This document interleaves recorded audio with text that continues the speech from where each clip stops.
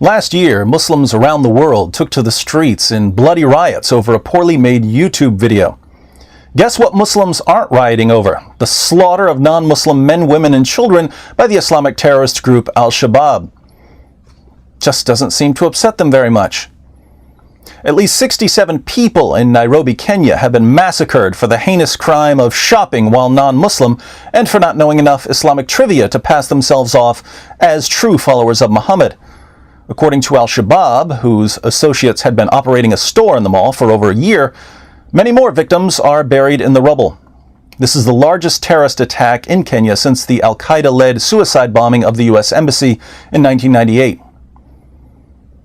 The only connection between the Nairobi Mall massacre and the nearly 22,000 other terrorist attacks committed in the name of Allah since the fall of the World Trade Center is that they all have absolutely nothing to do with Islam. Just ask world-renowned Quran scholar and British Prime Minister David Cameron.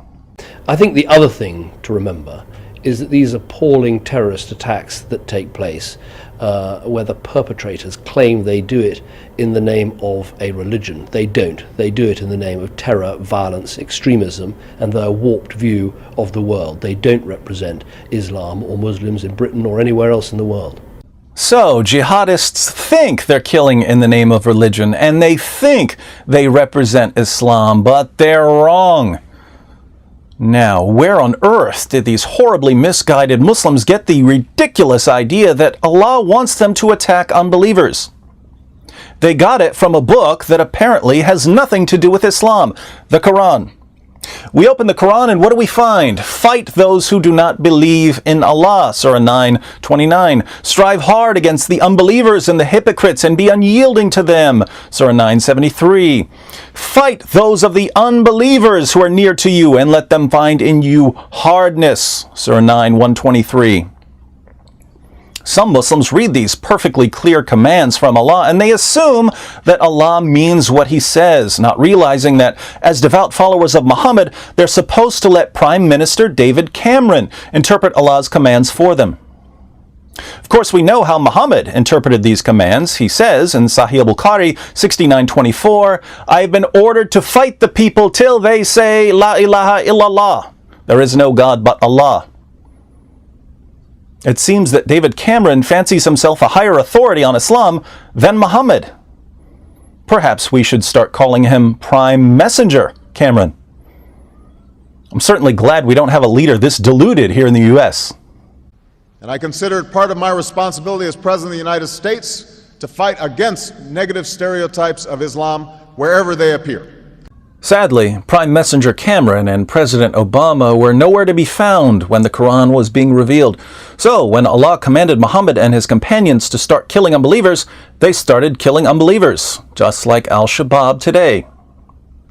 Want to see how Islamic history has been repeating itself for nearly 14 centuries?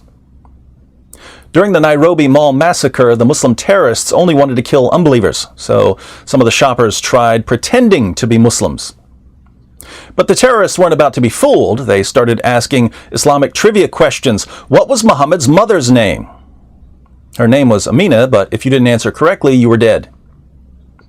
Notice what we have here. We have people pretending to be Muslims, even though they're not really Muslims, because they're afraid of being killed by Muslims and there's nowhere for them to hide. If you study the Muslim sources, this should sound very familiar. In Surah 9, verses 56 and 57 of the Quran, we read about people during the time of Muhammad who were pretending to be Muslims because they were afraid of being killed by Muslims and they had nowhere to hide. Here's the passage. And they swear by Allah that they are most surely of you. They swear that they're Muslims. And they are not of you. They're not really Muslims. But they are a people who are afraid of you. They're people who are afraid of Muslims.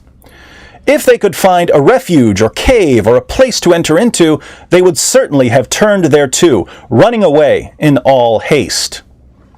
If there were a place for these people to hide, they would run and hide. But they've been cornered, so they pretend to be Muslims in order to protect themselves. Why were they so afraid of the religion of peace? because Muslims had been commanded in Surah 9, verse 5, when the sacred months have passed, slay the idolaters wherever you find them. Islam has a proud tradition of tolerance. Muhammad and his companions just didn't know that Islam is defined by modern Western leaders like Prime Messenger Cameron and President Obama. So they took Allah's commands very seriously. The unbelievers also took Allah's commands seriously, which is why they said, "Don't kill us, we swear by Allah that we're Muslims," just like the unbelievers in the Westgate Mall. But Muhammad didn't ask trivia questions to test their sincerity. The Prophet of Allah had a different kind of test. He'd send them into battle. "You're Muslim? Great! Go fight the Romans. If you refuse, you're busted."